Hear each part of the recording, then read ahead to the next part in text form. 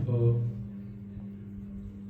وسلام على عباده الذين اصطفى أما بعد أعوذ بالله من الشيطان الرجيم بسم الله الرحمن الرحيم إن الله يحب التوابين ويحب المتطهرين وقال الله تعالى في مقام آخر وذروا ظاهر الإثم وباطنه سبحان ربك رب العزة عما يصفون والسلام على المرسلين والحمد لله رب العالمين اللهم صل على سيدنا محمد وعلى آل سيدنا محمد وبارك وسلم اللهم صل على سيدنا محمد وعلى آل سيدنا محمد وبارك وسلم اللهم صل على سيدنا محمد وعلى آل سیدنا محمد مبارک وسلم۔ اللہ رب العزت ہمارے مالک اور خالق ہیں اور انتہائی شفیق اور مہربان ہیں۔ اللہ رب العزت کے صفاتی نام ان گنت ہیں، لیکن ہر خیر کے کام کو کرنے سے پہلے ہمیں تاکید کی گئی کہ تم بسم اللہ پڑھ لیا کرو۔ نبی کریم صلی اللہ علیہ وسلم کا ارشاد گرامی ہے کہ انسان جس کام سے پہلے بسم اللہ نہ پڑھے تو وہ کام ادھورا رہ جاتا ہے۔ بسم اللہ کے اندر بھی اللہ تعالیٰ کے صفاتی نام ہیں، ایک تو ذاتی نام ہے بسم اللہ، اللہ کے نام سے شروع کرتا ہوں، اور آگے الرحمن اور الرحیم، دو صفاتی نام اکٹھے ہیں کہ وہ رحمان بھی ہے اور رحیم بھی ہے۔ دنیا کے مالکان کو دیکھا، مختلف دفتروں میں باس کو دیکھا، فیکٹریوں کے اندر، کارخانوں کے اندر سیٹھ کو دیکھا کہ وہ اپنے ملازمین کی ذرا بھی غلطی معاف نہیں کرتے،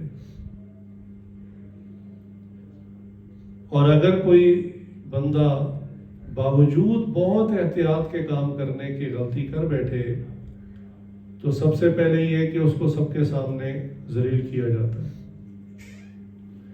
نمبر دو، جو ماضی میں اس سے خطائیں ہوئی تھیں، مسٹیکس ہوئی تھیں، ان کو بھی دہرایا جاتا ہے کہ تم نے فلاں وقت میں بھی یہ غلطی کی تھی، فلاں وقت میں بھی کی تھی، میں نے تمہیں معاف کیا، فلاں وقت میں بھی کی تھی، تم بار بار یہ کام کرتے ہو۔ اور تو اور کئی مالکان غصے میں ڈانٹ ڈپٹ بھی کرتے ہیں اور ان کا ہاتھ بھی اٹھ جاتا ہے۔ یعنی ملازم کو، حالانکہ ملازم ہے، آپ کا خریدا ہوا غلام تو نہیں ہے، آپ کو بہت تکلیف ہے، بہت نقصان کر دیا، آپ نکال دو، فارغ کر دو، لیکن بعض اوقات وہ مارتے ہیں، یعنی فزیکل ٹارچر کرتے ہیں، ہاتھ سے مارا، کوئی ڈنڈا ہاتھ میں آ گیا اس سے مارا، اور تو اور یہ تشدد صرف دفاتر میں، فیکٹریوں میں نہیں، گھروں کے اندر ملازموں کے ساتھ بھی ہو رہا ہوتا ہے، جو فیمیل ورکرز ہیں، کام والی ہیں، ان کے ساتھ بھی ہو رہا ہوتا ہے۔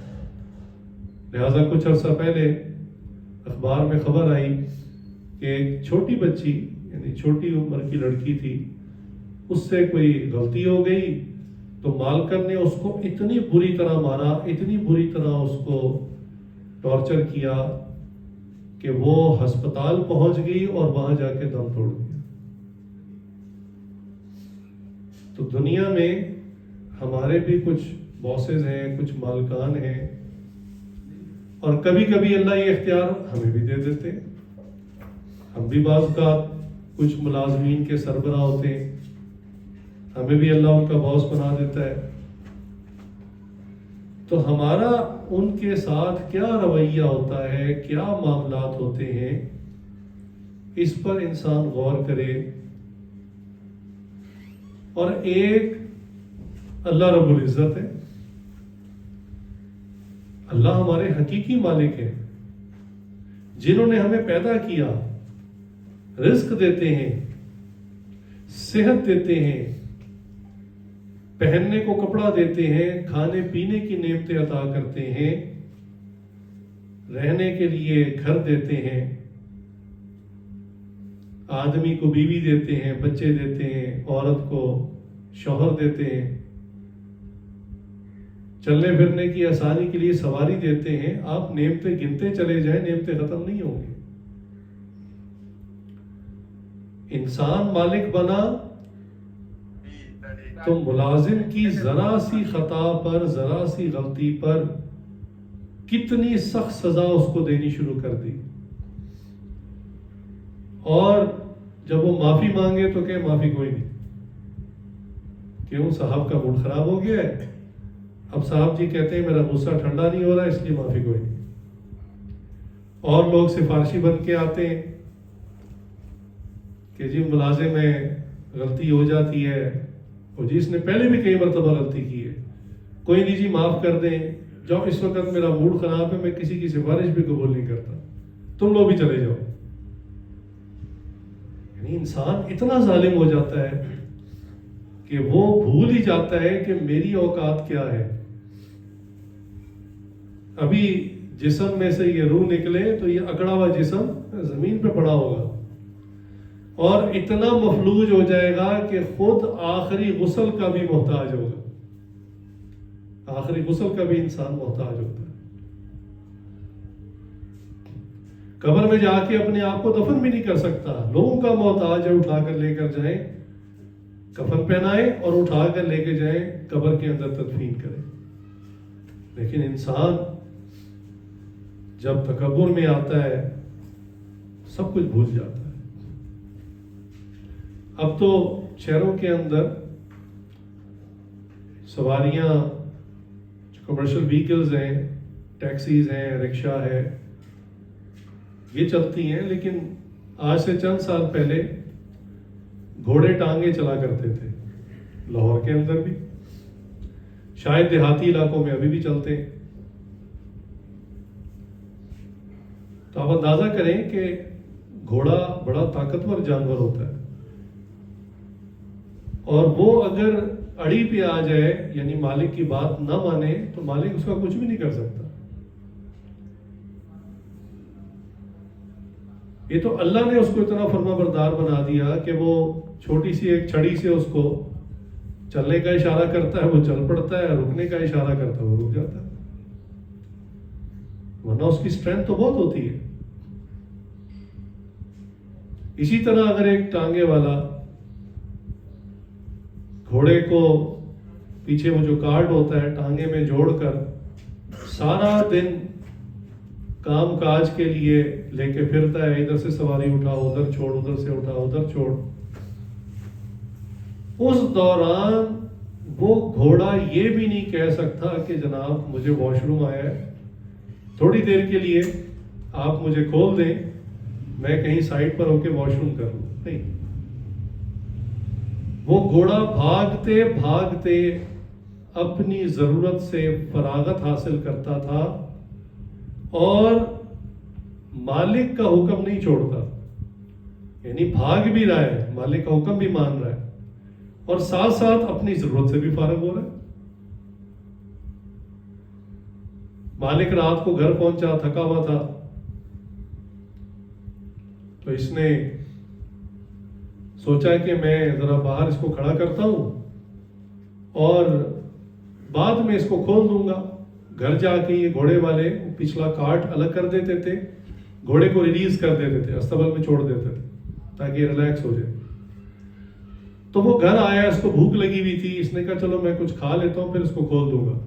گھر گیا، کھانا کھایا، بیوی بچوں کے ساتھ مشغول ہو گیا، باتوں میں لگ گیا، بھول ہی گیا کہ گھوڑا باہر ٹانگے کے اندر بندھا ہوا ہے صبح سے، حالانکہ اب تو اس کی ڈیوٹی آف کا ٹائم ہے. اور اس رات جو ہے طوفانی بارش بھی ہو گئی، گھوڑا باہر کھڑا بھیگ رہا ہے. گھوڑا بھوکا بھی ہے، طوفان میں گیلا بھی ہو رہا ہے، اور اس گاڑی کے اندر بندھا بھی ہوا ہے اسی سٹریس کے اندر. اور مالک کے اندر آنکھ لگ گئی، سو گیا. اگلا دن ہوا, ڈیوٹی پہ جانا تھا, خود نہا کے تیار شر ہو کے باہر آیا تو دیکھا اوہو گھوڑے کو تو میں رات بھر کھولنا ہی بھول گیا, اس کو میں نے دانا بھی نہیں ڈالا. یہ بارش میں طوفان میں کھڑا بھیگتا رہا اور میرے ذہن سے نکل گیا. لیکن کیا خیال ہے, اس کے بعد گھوڑے کو چھٹی مل جاتی ہے, یا وہ کوئی اپلیکیشن دے سکتا ہے کہ جناب سک لیو ایک دن کی, ساری رات باہر کھڑا رہا ہوں آپ کی غفلت کی وجہ سے, کھانا بھی نہیں ملا, گیلا بھی ہو چکا ہوں اور ٹانگے کے اندر بھی بندھا رہا ہوں, آپ کو تو احساس نہیں ہوا, چلے اب مجھے ایک دن کی چھٹی دے دیں. نہیں, مالک اس کو تھوڑا سا دانا ڈالتا ہے اور سوچتا ہے کہ کام کا وقت ہے, کہیں بیچ میں موقع ملے گا تو میں اس کو کھانا اور کھلا دوں گا, اور دوبارہ اس کو لے کر اسی طرح کام کی طرف نکل پڑتا ہے. ذرا یہاں سوچیں, اندازہ کریں کہ گھوڑا ایک جانور ہے اور انسان اس کا مالک ہے, انسان اس کے ساتھ کیا کچھ کر گزرتا ہے, لیکن گھوڑا شکایت نہیں کرتا, مالک کا وفادار رہتا ہے. قرآن کے اندر ان گھوڑوں کا ذکر ہے کہ جو مجاہدین کے گھوڑے, ان کا خاص ذکر کیوں ہے؟ دیکھیں یہ جو جانور ہوتے ہیں نا, ان میں بیسک عقل سمجھ ہوتی ہے, یعنی موت کیا ہے, کون سی چیز خطرناک ہے اور کون سی چیز نقصان دے گی, کون سی چیز نفع دے گی, اتنی سینس ان میں ہوتی ہے. آپ کہیں آگ جلائیں اور اگر کسی جانور کو اس میں دھکا دینا چاہیں وہ کبھی نہیں جائے گا, وہ پورا زور لگائے گا اور اس سے فرار حاصل کرے گا. اسی طرح جنگ کے اندر جب سامنے سے تیر آ رہے ہیں, نیزے آ رہے ہیں, تلواروں کے وار ہو رہے ہیں, تو مالک تو گھوڑے کے اوپر بیٹھا نا, فرنٹ پہ تو گھوڑا ہی ہوتا ہے, پہلے گھوڑا ہی آتا آگے, تو اس گھوڑے کو باقاعدہ تیر لگ رہے ہوتے ہیں, مستقل نیزے لگ رہے ہوتے ہیں, تلواروں کے وار بھی اس کے اوپر بھی ہو رہے ہوتے ہیں, مالک پہ بھی ہو رہے ہوتے ہیں, اور گھوڑا چاہے تو آرام سے چھلانگ لگائے, مالک کو پیچھے دھکا دے اور خود کسی ایک طرف کسی سیف پیسج کی طرف نکل جائے. گھوڑے کے لیے کیا مشکل ہے, اتنی عقل اس کو ہوتی ہے. لیکن یہی بات قابل تعریف ہے جس کو اللہ نے قرآن میں ذکر کیا کہ وہ گھوڑا یہ سوچتا ہے کہ میرے مالک نے میری بہت خدمت کی, مجھے ہر روز جہاد کی نیت سے پالا, نہلایا, دھلایا, بہترین کھانا ڈالا, آج میرے امتحان کا وقت ہے. اب اگر مالک نے مجھے ایڑی لگائی ہے کہ دشمنوں کی صفوں میں گھس جا, اگر میں دشمنوں کی صفوں میں نہ گھسا تو میں تو بے وفا ثابت ہوا. آج میری وفاداری کا ٹیسٹ ہے, مالک نے اس دن کے لیے مجھے پالا تھا, اس دن کے لیے میری اتنی خدمت کی تھی, اب آج مالک کو ضرورت ہے, میں منہ پھیر کے نہیں جا سکتا. تو اندازہ کیجئے کہ اللہ نے جن جانوروں کا ہمیں مالک بنایا ہے وہ جانور ہمارے ساتھ کتنے وفادار ہیں.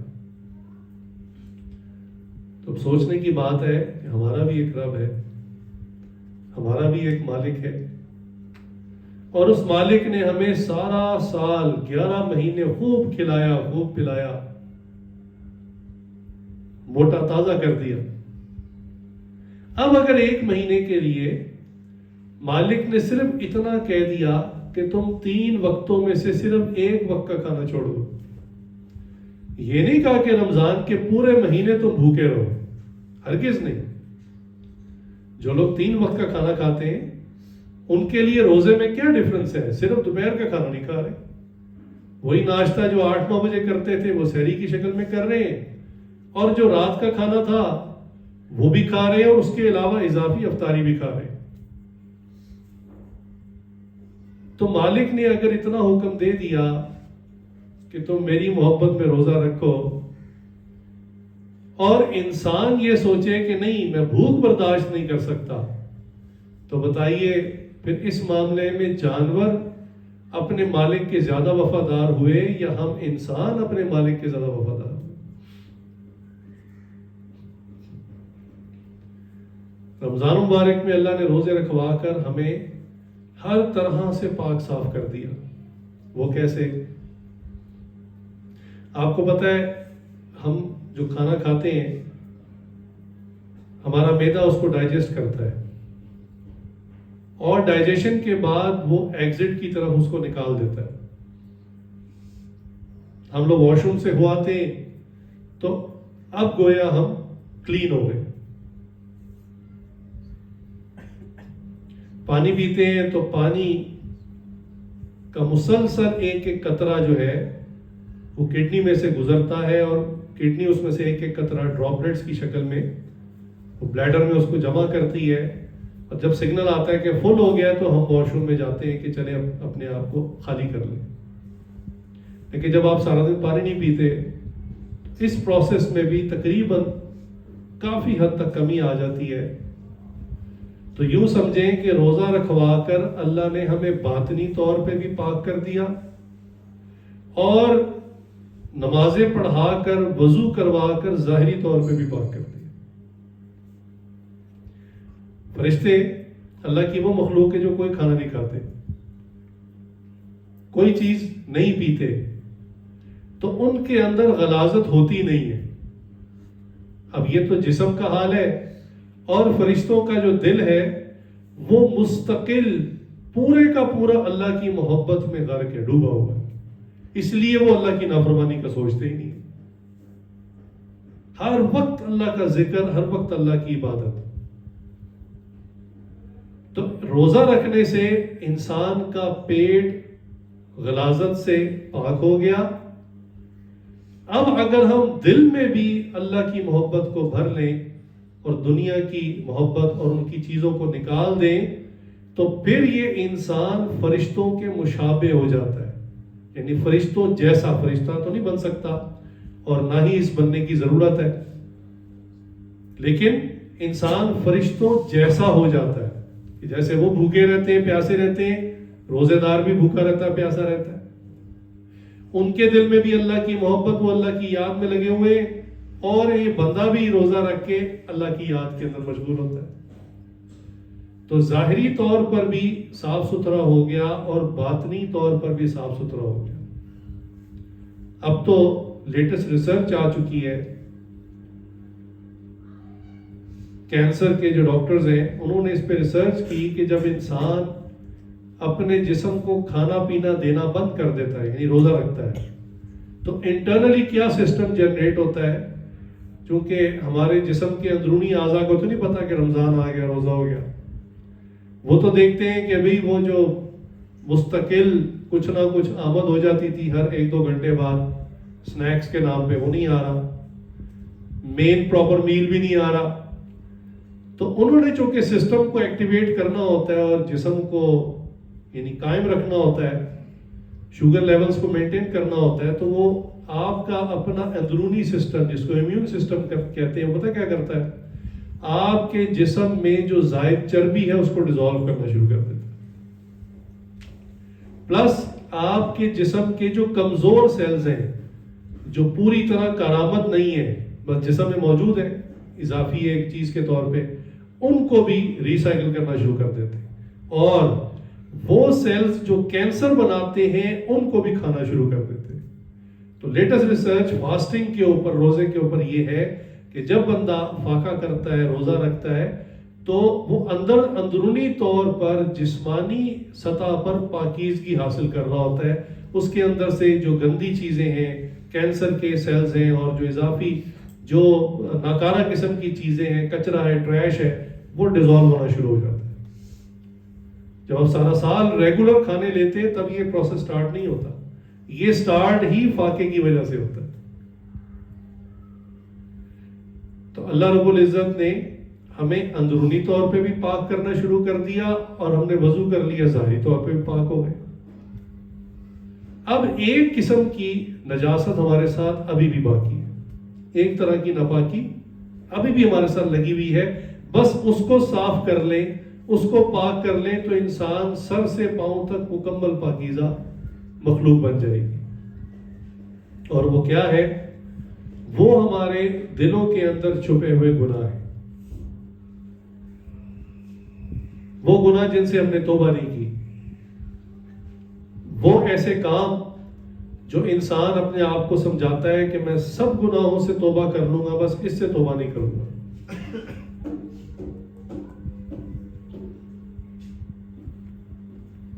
وہ ہمارے حضرت ایک واقعہ سنائے کہ مجنو لیلا مشہور ہے، تو کہنے لگے کہ مجنو چونکہ بالکل حرکتیں پاگلوں والی کرتا تھا، اس کی وجہ سے لوگوں نے اس کو مجنو کہہ دی، حتیٰ کہ جس عورت پر وہ عاشق تھا وہ بھی لیلا تھی۔ لیل کہتے ہیں رات کو، یعنی جب وہ پیدا ہوئی اتنی کالی تھی کہ ماں باپ نے اس کا نام لیلا رکھ دیا، لیل سے، کالی ہونے سے۔ جی آپ کیا امیجن کرتے ہیں لیلا کو؟ کالی کلوٹی تھی وہ۔ لہذا جب اس کے قصے مشہور ہوئے تو اس زمانے میں جو قاضی تھا، جب اس نے سنا کہ مجنو اتنا پاگل ہوا پھرتا ہے ایک عورت کے پیچھے، اس نے کہا بلاؤ تو صحیح، لیلا ہے کون، ہم بھی تو دیکھیں کون سی حور پری ہے۔ تو جب اس کو بلایا تو دیکھا کہ وہ بالکل کالی شکل کی، کالی کلوٹی سی ایک عورت۔ تو اس نے مجنو سے پوچھا اسی سے تمہیں پیار ہوا ہے، یہی تمہیں پسند ہے؟ تو وہ آگے سے کہتا ہے کہ قاضی صاحب آپ اس کو اپنی نظر سے نہیں میری نظر سے دیکھیں، میں نے اس کو پسند کر لیا ہے۔ اور وہ اس کے عشق میں اتنا پاگل ہو گیا کہ ایک مرتبہ وقت کا حکمران فوت ہو گیا تو لوگوں میں بات چل رہی تھی کہ اب کس کو حکمران بنائے۔ تو مجنو بھی وہاں کھڑا ہوا تھا، ہر بندے نے اپنے اپنے پسندیدہ شخص کا نام لیا کہ فلاں کو بنا دے، فلاں کو حکمران بنا دے۔ تو مجنو بولا کہ میں بتاؤں؟ انہوں نے کہا تم بھی بتاؤ۔ کہتا حکمرانی تو لیلا کوئی ججتی ہے۔ ہر بات میں وہ یہی کہتا تھا، حتیٰ کہ بیت اللہ پہنچا اور وہاں لوگوں نے اس کو کہا کہ تم توبہ کرو، بڑے گناہگار ہو۔ تو وہ آگے سے کیا کہتا ہے، اللہ میں اپنی زندگی کے سارے گناہوں سے توبہ کرتا ہوں سوائے لیلا کے عشق سے، وہ اس سے توبہ نہیں کرتا۔ تو بتانے کا مقصد یہ ہے کہ ہمارے بھی آج کئی نوجوانوں کا یہی حال ہوتا ہے کہ سارے گناہ چھوڑ دیتے ہیں، سب گناہوں سے توبہ کر لیتے ہیں، لیکن ایک دل میں لیلا پھنسی ہوتی ہے، اس سے توبہ نہیں کرتے۔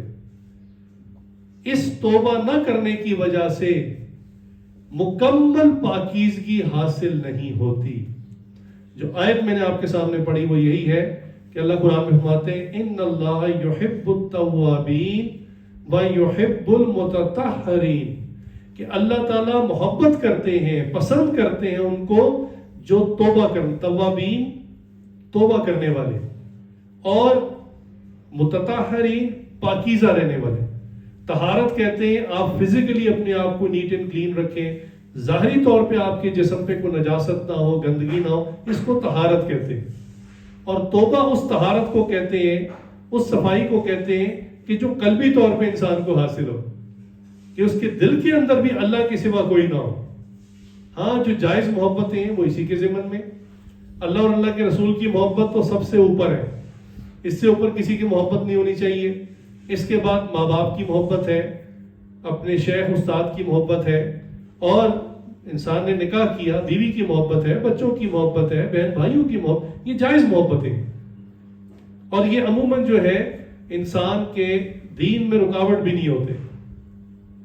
لیکن جو بندہ ناجائز محبت، چاہے وہ کسی انسان کی ہو یا کسی چیز کی یا کسی خاص حرکت کی، تو یہ وہ بلیک سپاٹ ہے دل کے اندر، یہ وہ کالا داغ ہے جس کو صاف کرنے کی ضرورت ہے۔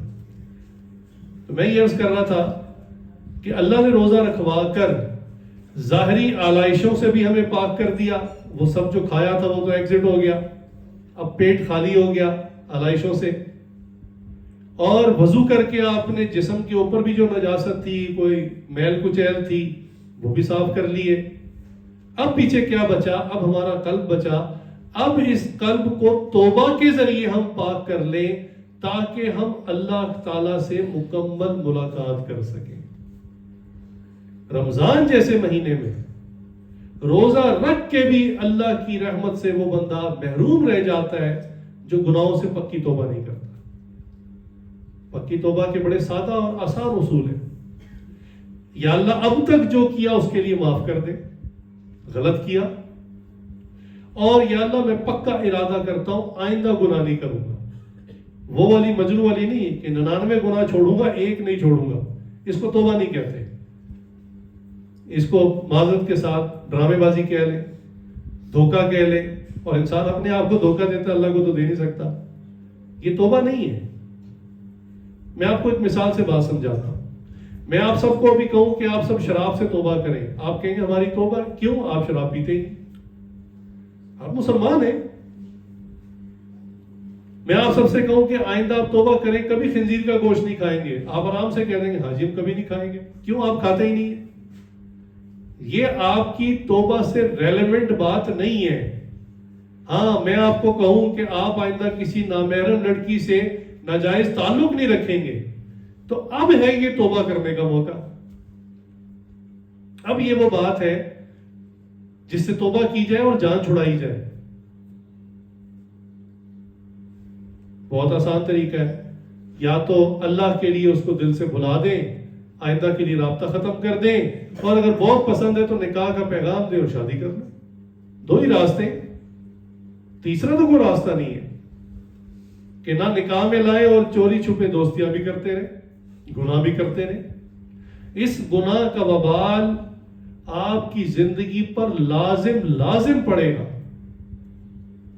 آپ کے رزق پہ اثر پڑے گا، آپ کی آئندہ آنے والی بیوی پہ اثر پڑے گا، آپ کی آئندہ آنے والی اولاد پہ اثر پڑے گا، آپ کے بڑھاپے پہ اثر پڑے گا. پوری زندگی افیکٹو ہو جائے گی. اس لیے یا تو توبہ کریں، اس کو کہیں ایک آخری میسج کہ بس اب تک جو ہوا میں غلط تھا، تم بھی غلط تھی، دونوں اللہ سے معافی مانگتے، آئندہ رابطہ نہیں کریں گے. یا اگر بہت ہی دل میں پھنس چکی ہے، نہیں نکلتی، نکاح کا پیغام بھیجیں، نکاح کریں جو جائز طریقہ ہے. یہ اس ایک گناہ جس میں انسان پھنسا ہوا ہے، اس سے نکلنا کیوں ضروری ہے؟ بڑی اہم بات ہے، اس کو سمجھیں. آج کا مسلمان سمجھتا ہے یار میں چلو گناہ کر رہا ہوں تو روزہ بھی تو رکھا ہے، گناہ کر رہا ہوں تو نمازیں بھی تو پڑھ رہا ہوں، وہ گناہ کر رہا ہوں تو کیا ہوا، ذکر اذکار تسبیحات بھی تو کر رہا ہوں، رمضان میں عمرہ بھی تو کرنے جا رہا ہوں. لیکن وہ ایک گناہ جس میں یہ ملوث ہے، مبتلا ہے، اس کو نہیں چھوڑتا. اس کا نقصان کیا ہوتا ہے؟ ہمارے مشائخ نے اس کو ایک مثال سے سمجھایا. فرماتے ہیں کہ کسی گاؤں کے اندر کنواں تھا جس سے لوگ پانی نکال کے پیتے تھے. وہ رات کے وقت میں نا کوئی کتا اس میں گر گیا، گر کے مر گیا. اب لوگ پہنچے مولوی صاحب کے پاس کہ مولوی صاحب مسئلہ بتائیں، کتا کنویں میں گر گیا ہے، اب کتے کا گرنے سے پانی سارا ناپاک ہو گیا، تو اب بتائیں اس پانی کو پاک کیسے کرنا ہے. تو یہ فقہ کی کتابوں میں مسائل لکھے ہوئے ہیں، یعنی کنویں کے سائز کے اعتبار سے، پھر کنویں کی قسمیں ہیں کہ وہ مستقل جاری ہے یا ایک کنٹینر کی طرح کا کنواں ہے. یہ دو طرح کے کنویں ہوتے ہیں. پھر اس میں جو ڈول ہے پانی نکالنے والا وہ کتنا بڑا ہے، اس کی پوری تفصیل ہے. بہرحال مولوی صاحب نے شریعت کے مطابق بتایا کہ اتنے اتنے ڈول آپ پانی نکال دیں، پانی پاک ہو جائے گا. انہوں نے وہ پانی نکال دیا. اگلے دن مولوی صاحب کے پاس آئے اور کہنے لگے جی ہم نے جتنے ڈول آپ نے بتائے تھے اتنے نکال دیے، لیکن پانی کے اندر ابھی بھی گندگی اور تعفن ہے، اس میں سے بدبو بھی ختم نہیں ہو رہی. اور سب بڑے حیران ہوئے کہ مسئلہ میں نے ٹھیک بتایا. انہوں نے کہا چلیں آج آپ ایسا کریں، اتنے ہی ڈول دوبارہ نکال دیں، ڈبل ہو جائے گا. انہوں نے دوبارہ اتنے ہی ڈول نکال دیے. پھر پہنچے کہ جی اب تو تعفن اتنا زیادہ ہو گیا کہ برداشت سے باہر ہو گیا معاملہ. 3 دن مسلسل ان کو بتاتے رہے اور وہ اتنے ہی ڈول نکالتے رہے. وہ صاحب کو خیال آیا، انہوں نے کہا اچھا وہ مرا ہوا کتا نکال دیا تھا اندر سے؟ کہنے لگے نہیں. کہنے لگے کیوں؟ کہنے لگے وہ تو آپ نے کہا ہی نہیں تھا. یہ مثال سمجھنے کے لیے اچھی ہے کہ ہم نیکیاں کر رہے ہیں، روزہ رکھ رہے ہیں، نماز پڑھ رہے ہیں، تراویح پڑھ رہے ہیں، قرآن پڑھ رہے ہیں، قرآن سن رہے ہیں، اللہ کا ذکر کر رہے ہیں، نیک مجالس میں بیٹھ رہے ہیں، معذرت کے ساتھ دل کے کنویں میں وہ جو کتا گرا ہوا مرا ہوا اس کو نہیں نکال رہے. وہ جو گندگی ہے ایک گناہ کی جو دل میں بسا رکھی ہے اس کو نکالتے نہیں ہم، اس کی وجہ سے یہ تمام نیکیاں تعفن زدہ ہو رہی ہیں، برباد ہو رہی ہیں. اس لیے کامل توبہ اسی کو کہتے ہیں کہ انسان ظاہری گناہ بھی چھوڑ دے اور باطنی گناہ بھی چھوڑ دے. قرآن میں اللہ فرماتے ہیں وَذَرُوا ظَاهِرَ الْإِثْمِ وَبَاطِنَهُ کہ چھوڑ دو وہ گناہ جو تم ظاہر میں کرتے, ظاہر سے مراد جو لوگ دیکھ سکتے ہیں, وَبَاطِنَهُ اور وہ گناہ جو تم دل میں چھپا کے رکھے ہوئے ہو جس کو لوگ نہیں دیکھ سکتے, ان کو بھی چھوڑ دو. پھر ہوتی ہے کامل توبہ کہ انسان کا ظاہر نہا دھو کے یا وضو سے پاک ہو گیا, روزہ رکھنے سے جو ہے وہ علائشیں نکل گئی, اب پیٹ میں فاقہ ہے تو گندگی نہیں, پیٹ بھی پاک ہو گیا, دل سے گناہوں سے 100% توبہ کر کے ہر قسم کی گندگی علائش کو باہر نکال دیا تو دل بھی پاک ہو گیا. اس سے اللہ فرماتے ہیں میں محبت کرتا ہوں, ان اللہ یحب التوابین و یحب المتطہرین. یہ وہ لوگ ہیں جن سے اللہ پیار کرتے ہیں, صاف ستھرے لوگ, پاکیزہ لوگ, اندر باہر سے پاکیزہ. تو رمضان ہمیں عطا ہی اس لیے کیا گیا ہے. 11 مہینے اگر گناہ کرتے رہے, ناجائز تعلقات رکھے, 1 مہینہ ہمیں پیورٹی کے لیے ملا. اور یاد رکھیں اس مہینے میں بھی جو پاک نہ ہوا بقیہ 11 مہینے میں بالکل پاک نہیں ہوگا. پاکیزگی کے مہینے میں پاک نہ ہوئے تو کب پاک ہوں گے؟ کوئی بندہ غسل خانے میں جاتا ہے پاک صاف ہونے کے لیے, اگر وہاں اس کے جسم پہ کوئی گندگی لگی رہ گئی, یہ پاک نہ ہوا, تو کیا غسل خانے سے باہر نکل کے پاک ہو جائے گا؟ نہیں ہوگا, نجاست تو ساتھ لگی رہے گی. تو رمضان المبارک اللہ نے ہمیں ایک نعمت دی ہے پاک صاف ہونے کے لیے. جو شروع میں نے آقا اور غلام کی, مالک اور ملازم کی اگزامپل دی. دیکھیے دنیا کا مالک بعض اوقات اتنا سخت ہوتا ہے کہ ملازم سے غلطیاں ہو جائیں, اگر وہ معاف بھی کر دے تو دوبارہ غلطی ہونے پر پچھلے سارے کھاتے کھول دیتا ہے. اللہ تعالیٰ جب کسی بندے کی سچی توبہ قبول کرتے ہیں اس کے پچھلے سب گناہوں کو صاف کر دیتے ہیں, یعنی رجسٹر سے مٹوا دیتے ہیں. فرشتے سے کہتے ہیں مٹا دو. حدیث تو یہاں تک ہے کہ ایک بندہ توبہ کر لینے کے بعد, یعنی اس کے گناہوں کا رجسٹر صاف ہو گیا, اس کے بعد بھی وہ توبہ کرتا رہتا ہے, چونکہ اس نے تو رجسٹر نہیں دیکھا. اس کو کبھی بیٹھے بیٹھے پرانا گناہ یاد آ جاتا ہے, آنکھوں میں آنسو آ جاتا ہے, روتا ہے, استغفار کرتا ہے. حیرت کی بات ہے مسلمانوں میں ایسے نوجوان ہیں, کوئی پرانا گناہ یاد آ جائے تو فخر سے یاد کرتے ہیں کہ جناب اب میں شریف ہو گیا, پہلے تو جناب 3 4 جگہ تعلق ہوتے تھے. فخر سے بتاتا ہے. مومن بندہ اگر پچھلا گناہ جس سے توبہ کر چکا وہ یاد بھی آ جائے تو اس کی آنکھوں میں آنسو آ جاتی ہے, اللہ میں اتنا جاہل تھا, میں نے ایسے ایسے گناہ کیے ہیں.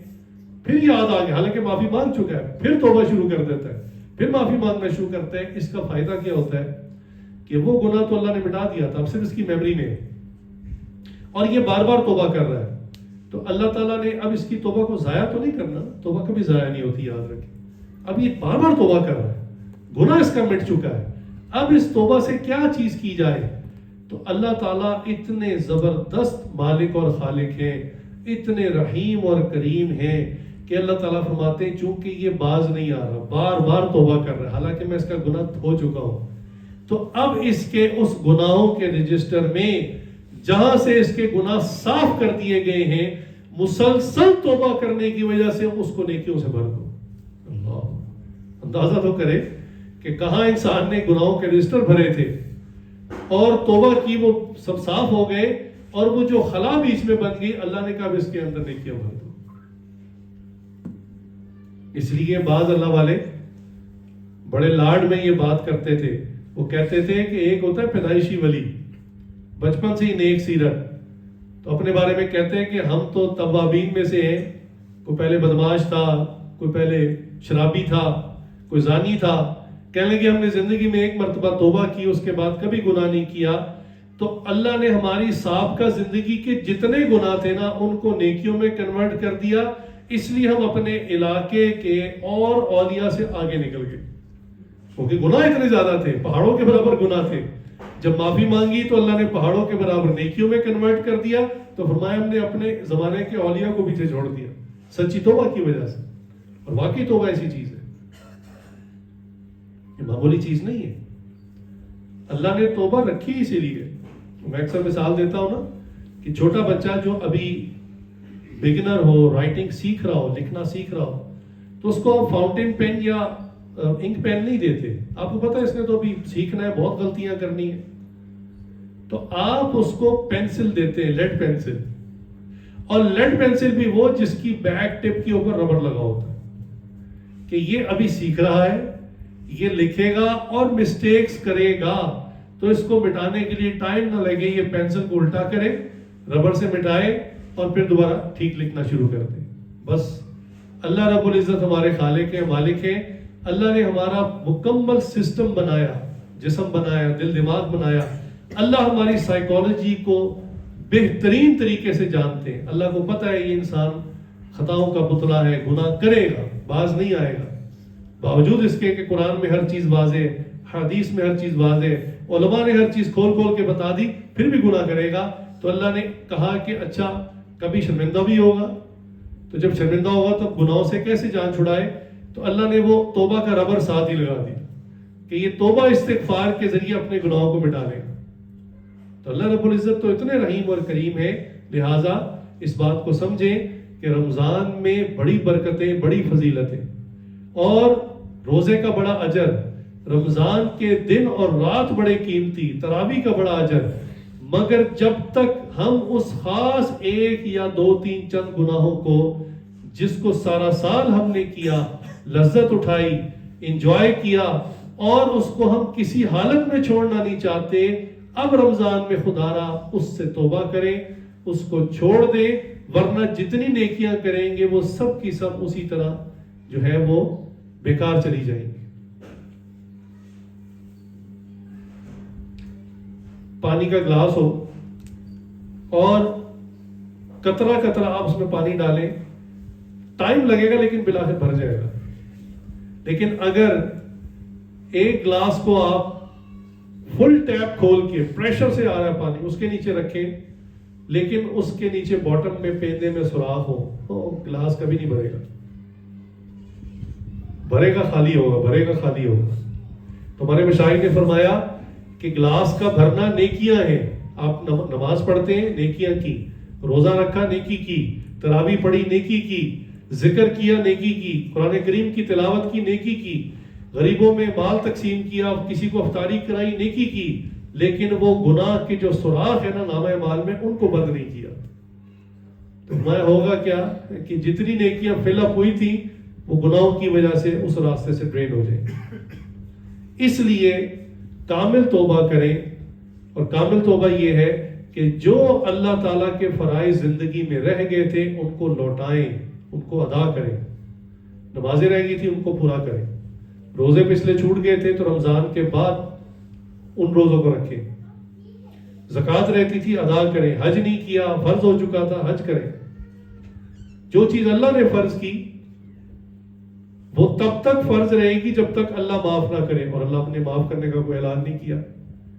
فرائض کا تو یہ حال تھا کہ نبی کریم صلی اللہ علیہ وسلم جو وجہ تخلیق کائنات ہے، آپ کے لیے اللہ نے پوری کائنات کو سجایا، تمام انسانوں کے، جنات کے، فرشتوں کے، انبیاء کے سردار ہیں، آخری ایام چل رہے ہیں، شدید بیمار ہیں، اور گھر کے ساتھ مسجد ہے، گھر میں پڑھ سکتے تھے. 2 صحابہ کے سہارے کندھوں پہ ہاتھ رکھ کے مسجد میں تشریف لا رہے ہیں. کئی صحابہ نے اس کو روایت کیا، بخاری مسلم کی حدیث ہے کہ ہم نے دیکھا حضور حجرے سے نکلے اور فلاں صحابی اور فلاں صحابی کے کندھوں پہ ہاتھ ہیں اور پیر مبارک زمین پر لگ نہیں رہے، گھسٹ رہے ہیں پیر. اس حالت میں مسجد میں آ کر صف میں بیٹھ کر نماز پڑھ رہے. اللہ. تو جب حضور نے نماز کا اتنا اہتمام کیا، حالانکہ اس عمر میں اتنی پیاری ہستی کو تو نماز معاف ہو جانی چاہیے.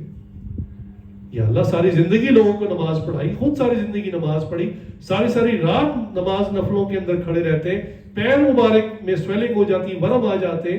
یا اللہ اب تو رحم کر دے، آخری چند دن ہے، اس کے بعد آپ کی ملاقات کو آ جائیں گے، اب تو جبرائیل حدیث لے کر آ جائیں، آیت لے کے قرآن کی آ جائیں کہ اے نبی آپ پر ہم نے اب نماز فرض معاف کر دی.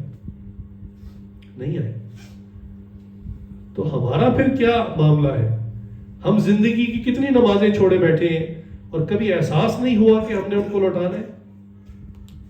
اس لیے سچی توبہ کا مطلب یہ ہے کہ ایک تو ہے کہ آئندہ نہیں کروں گا، گناہ نہیں کروں گا، اور آئندہ نیکی چھوڑوں گا نہیں، نماز چھوڑوں گا نہیں، روزہ چھوڑوں گا نہیں. یہ پکی سچی توبہ ہے. اور جو پچھلا رہ گیا ہے اس اپنے اکاؤنٹ کو درست کریں، اس کو پڑھنا شروع کریں. اور اللہ نے آسانیاں رکھی ہیں. نماز جب قضا ہو جائے پھر تو اس کا کوئی ٹائم نہیں ہے، سوائے مکروہ اوقات کے کسی وقت بھی پڑھ سکتے ہیں. آپ اس رمضان میں ان دنوں میں بھی پڑھ سکتے ہیں، بجائے آپ نوافل. ایسا بندہ جس کی زندگی کے فرائض رہ گئے وہ نفل نہ پڑھے، نفل نہ پڑھے، وہ اپنی قضاء عمری پڑھے. تو جو چیز قضا ہو چکی ہے اس کو پورا کریں، اس کے بعد ہاں اگر کسی کے فرائض پورے پھر وہ نوافل پڑھے. اسی طرح انسانوں کے جو حقوق تلف کیے وہ ان کو ادا کریں. کسی کی زمین ہتھیائی تھی واپس کریں، کسی کا مال کھایا تھا واپس کریں، کسی کو زبان سے برا بھلا کہا، ہاتھ سے مارا، اس سے جا کے معافی مانگے. جب تک وہ معاف نہ کرے اس کے سامنے کھڑے رہے. اب اس نے بدلہ لینا، ہو سکتا ہے وہ بھی آپ کو 2-4 لگائے، برداشت کرے کہ ٹھیک ہے میں نے زیادتی کی تھی، اب اس کو میں اختیار دے رہا ہوں، مجھے مار دے. اللہ اکبر. نبی کریم صلی اللہ علیہ وسلم انہی ایام میں وفات، مرض الوفات ایسی بیماری کو کہتے ہیں جس کے بعد بندے کا انتقال ہو جائے، ان ایام میں اتنا ذوف ہے، شدت ہے، طبیعت خراب ہے، بخار ہے اور جسم بالکل کمزور ہو چکا ہے. حضور نے اعلان کروایا کہ اگر میں نے کسی کے ساتھ کبھی زیادتی کی ہو تو وہ مجھ سے بدلہ لینا چاہے تو بدلہ لے لے. آپ اندازہ کریں سامنے صحابہ کھڑے، وہ صحابہ جو کہتے ہیں حضور آپ کا کوئی بال نہ اتارے اور ہماری گردن کٹ جائے، وہ صحابہ کھڑے. حضور پھر بھی اعلان کر رہے ہیں کہ ہو سکتا ہے مجھ سے کبھی کسی کے ساتھ زیادتی ہو گئی ہو. ایک صحابی نے ہاتھ کھڑا کیا، یا رسول اللہ میرے ساتھ آپ کا ایک معاملہ رہتا ہے. اللہ آگے کہا بتاؤ کیا معاملہ ہے. کہنے لگے یا رسول اللہ ایک مرتبہ ایک سفر میں آپ جانور کو چابک مار رہے تھے تو میں گزر رہا تھا اور وہ چابک مجھے لگ گیا تھا کمر پہ، تو میرا یہ بدلہ ہے آپ کی طرف. باقی صحابہ حیرانگی سے دیکھ رہے ہیں اس کو کیا ہو گیا ہے، اپنے نبی کے ساتھ یہ ایسا معاملہ کر رہا ہے. یعنی ہم تو جانے دینے کو تیار ہیں اور صحابہ نے جانے دی ہیں، گردنیں کٹوائی ہیں جہاد میں، اور یہ کہتا ہے کہ چابک لگ گیا تھا ذرا سا اور کہتا ہے میں نے بدلہ لینا ہے. حضور صلی اللہ علیہ وسلم اس بڑھاپے میں اور اس بیماری میں تیار ہو گئے کہ مجھ سے بدلہ لے لو. اللہ. اب صحابہ آ رہے ہیں کہ یا رسول اللہ رہنے دو، نہیں پیچھے ہٹ جاؤ، میرا اس کا ایک معاملہ رہتا ہے، اللہ کی بارگاہ میں یہ نوٹڈ ہے، میں بدلہ دوں گا. حضور نے کہا اس کو چابک لا کے دو. اللہ. آپ ذرا منظر سوچیں وہ کیا منظر ہو. اس صحابی کو چابک لا کے دیا گیا. اب اگلی بات وہ کرتا ہے کہ یا رسول اللہ جس وقت آپ نے مجھے چابک مارا تھا میرے بدن پر قمیض نہیں تھی، ننگی پیٹھ تھی میری. حضور نے فرمایا میرا کرتا اتار دو. اب اس صحابی کو چابک دیا گیا اور حضور بدلہ دینے کے لیے تیار ہو گئے باوجود اس کے کہ دنیا میں چند ایام باقی ہیں، بیماری کا زور بڑھ چکا ہے، اور کہا کہ میں بدلہ دوں گا.